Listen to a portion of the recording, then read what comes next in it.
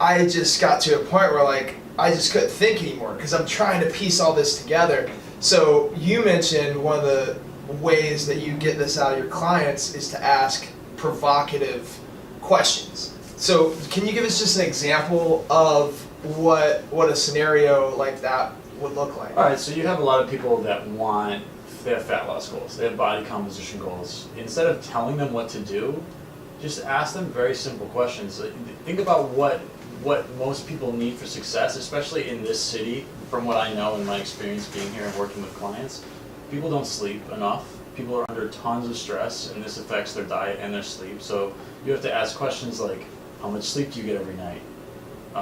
What did you eat for breakfast? Like, how much protein do you eat every day? How much water do you drink every day? Instead of being like, you need to drink your body weight in ounces of water every day. You need to get 9 hours of sleep every night. Like, that could be completely unattainable, and so much so like alienating to them that you'll lose them. So if someone gets 3 hours of sleep and you tell them they have to sleep 9, that's going to be crazy for them. That's going to be so far outside. So I read a book called Thinking Fast and Slow.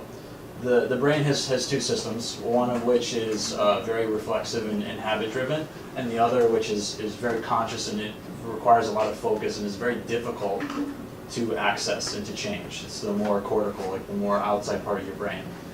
If something is so far outside of what someone's habits are, then it will seem almost too daunting for them to handle, unless they're very like type A, which you can find sometimes, but you really should try to play for the lowest common denominator here. So if you have a person you're asking them questions so that they can come up with these things and be like, oh, I sleep 3 hours a night. And they're like, how much should I sleep? Well, you're like, well, probably a little bit more than that. And then you attack the goals in an attainable and in a non-threatening way to try to build them back up from that.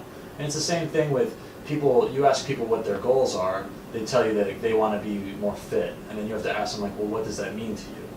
And then they tell you what it means. So I could take that and be like, well, I want to be shredded or whatever. I want to be stronger. And then in my mind, I might have an idea of what that is, but it doesn't matter what my perception is of that goal. It all has to do with how they see it, what they want to do, and then I have to sort of change how I'm going to approach that based on that context that they've provided.